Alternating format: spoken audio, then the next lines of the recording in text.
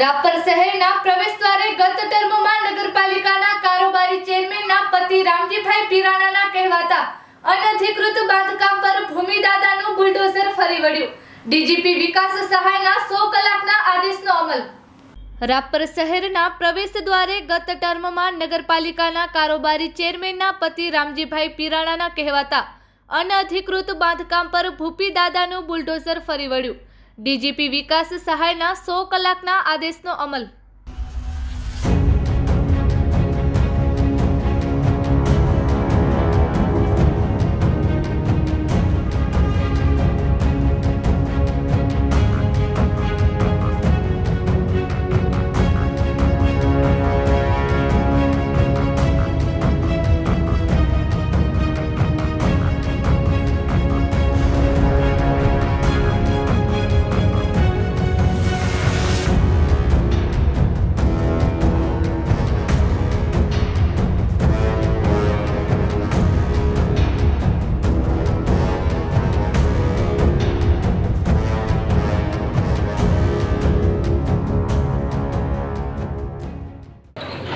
નમસ્કાર દર્શક મિત્રો, હું ઘનશ્યામ બારોટ ને આપ જોઈ રહ્યા છો કચ્છ ટીવી ન્યૂઝ। ખાસ તો સમગ્ર ગુજરાતમાં જ્યારે પોલીસ કમિશનર એટલે કે આપણા ગુજરાત રાજ્યના પોલીસ મહાવડાએ આદેશ આપ્યો કે 100 કલાકની અંદર ક્રિમિનલો ઉપર કાર્યવાહી કરો, એ અંતર્ગત જે બુટલેગરો હતા, કોઈ એવા ક્રિમિનલ હતા, એમના જે બાંધકામો ગેરકાયદે બાંધકામો હતા એને તોડવામાં આવી રહ્યા હતા। ખાસ તો રાપરમાં આ આદેશનો પહેલીવાર અમલ થતો હોય એવું દેખાડું। અત્યારે આપ જે જોઈ રહ્યા છો એ રાપર નગરપાલિકાના પૂર્વ કારોબારી ચેરમેન કાનીબેન રામજીભાઈ પીરાણાનું બાંધકામ છે। 2 દિવસ પહેલાં કોળી ઠાકોર સમાજ દ્વારા આ બાબતે એક આવેદનપત્ર આપવામાં આવ્યું હતું કે આ જે કાંઈ બાંધકામ છે એ અધિકૃત છે। ખાસ તો અહીં પાણીનું કનેક્શન અને જીબીના મીટર ક્યાંક ને ક્યાંક આ બાંધકામને પુષ્ટિ પૂરું પાડતા હોય એવું લાગે, પણ ચોક્કસપણે એટલું કહી શકાય કે આજે જે પોલીસે કાર્યવાહી કરી છે આજે હજી શરૂઆત જ છે।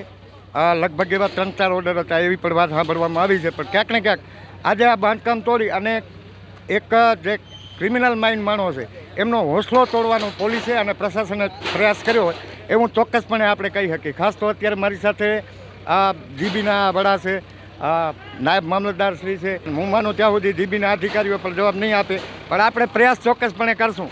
ખાસ તો આ નાયબ મામલતદાર એટલે મામલતદારશ્રીના પ્રતિનિધિ છે, કદાચ એમનાથી બાઇટ નહીં અપાતી હોય હું આપણે માની લઈ, પણ જ્યારે જીબીના અધિકારીઓ છે સાહેબ શું કહેશું ખાસ તો આ બાંધકામ બાબતે આપણે જે અત્યારે મીટર કાઢી લીધા છે શું કહેશું? હા, એટલે નાયબ મામલતદારનું લેટર મળ્યું બરાબર, એના અનુસંધાને અમે મીટર કાઢવા માટે અહીંયા સ્થળ ઉપર ઉપસ્થિત થયા હતા।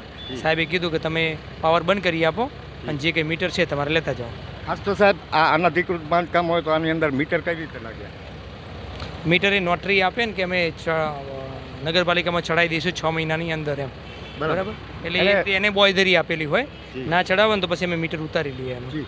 તો દર્શક મિત્રો, ક્યાંક ને ક્યાંક નગરપાલિકામાં ચડાવવાની બાંયધરીને લઈ અને આ જે અહીં મીટર અનધિકૃત બાંધકામમાં મીટર લગાડવામાં આવ્યા હતા એવા જીબીના અધિકારીએ ખુલાસો કર્યો છે। ખાસ તો મારી સાથે અત્યારે કોળી ઠાકોર સમાજના આગેવાન અને એડવોકેટ સુરેશભાઈ, બકુલભાઈ, તુલસીભાઈ, આ બધા લોકોએ આવેદનપત્ર પાઠવેલું હતું। સુરેશભાઈ, ખાસ તો આજનું જે આ બાંધકામનું જે ડિમોલેશન છે, સરકારશ્રીનો આદેશ તો ઘણા દીથી આવી ગયો હતો, પણ તે છતાંય જે એક આદેશ હતો, તમે એડવોકેટ છો, શું કહેશો આ બાબતે? આજે હું સવારના મામલતદાર સાહેબશ્રીને મળ્યો હતો। મામલતદાર સાહેબે અમને આજ સાંજ સુધીનો સમય આપેલો હતો કે અમારે એને જવાબ આપવાનો હતો, પરંતુ તેમ છતાં અમારા જવાબની રાહ જોયા સિવાય પોતે ગઈકાલે જ હુકમ કરી અને અમારું આ બાંધકામ સ્ટ્રક્ચર જે છે એ તોડી નાખવા માટેનો હુકમ કર્યો અને એમને અનેક રજૂઆતો કરવા છતાં માન્યા નહીં અને અમારે અત્યારે ઘણું બધું નુકસાન ભોગવવાનો વારો આવ્યો છે। મતલબ કે આ બાંધકામ તમારી દ્રષ્ટિએ અનધિકૃત નહોતું? મતલબ ગેરકાયદે નહોતું? ના, ગેરકાયદેસર નથી, એના કારણે સજ્જડ પુરાવા છે અને આવનારા સમયની અંદર અમે હાઈકોર્ટની અંદર પણ આ બધા જે કાંઈ નુકસાન છે એ ભરપાઈ કરવાનું જે તંત્ર દ્વારા જે કાંઈ હશે એ તમામે કાર્યવાહી કરી દીધી છે। અને અત્યારે આ ખરેખર કાયદેસર તરીકે ખરીદ કરેલ જમીન હતી, કોઈ આ જમીન કોઈ ગેરકાયદેસર કોઈ પચાવી પાડવામાં આવેલ ન હતી અને એના દસ્તાવેજી અમારી કને સજ્જડ આધાર પુરાવાઓ છે અને અમારા સિનિયર એડવોકેટ બકુલભાઈ ઠાકોર અને અમારા જે હાઈકોર્ટના એક એડવોકેટ છે એમણે આજ સાંજ સુધીનો અમારે સ્ટે આપવાનો ઓર્ડર કર્યો હતો, પણ સાંજ સુધી પણ અમારી રાહ ન જોઈ, એટલે ક્યાંક ને ક્યાંક તંત્ર દ્વારા અમને ખરેખર એક નોટિસ મળ્યાને કેટલા દિવસ તમારો નોટિસ પિરિયડ કેટલો હતો? અમારો નોટિસ પિરિયડ આજે અમારે સાંજના 5 વાગે પૂરો થતો હતો જ્યારે અમને મળ્યા ત્યારથી, પરંતુ એમને ગઈકાલે જ પણ કોઈની પણ અમારે નોટિસની રાહ જોયા વિના અમારો કોઈ પણ જવાબ લીધા સિવાય એ લોકોએ આજે 3 વાગ્યાનો ઓર્ડર ગઈકાલે કરી નાખ્યો છે. તો દર્શક મિત્રો ક્યાંક ને ક્યાંક આ બાબતે જે આ બાંધકામના માલિક છે એમના વકીલ દ્વારા આપણે વાત કરી. એમના જણાવ્યા મુજબ આ બાંધકામ કાયદેસર છે, દસ્તાવેજવાળું છે, પણ જે ડીઆઈજીનો આદેશ હતો એને અનુસરીને જે કાંઈ પગલાં લેવામાં આવ્યા છે, આ આખે આખું જે તમને બાંધકામ દેખાશે ટૂંક સમયમાં આખે આખું બાંધકામ જમીનદોસ્ત થઈ જશે. એના માટે 2 જેસીબી લગાડવામાં આવ્યા છે.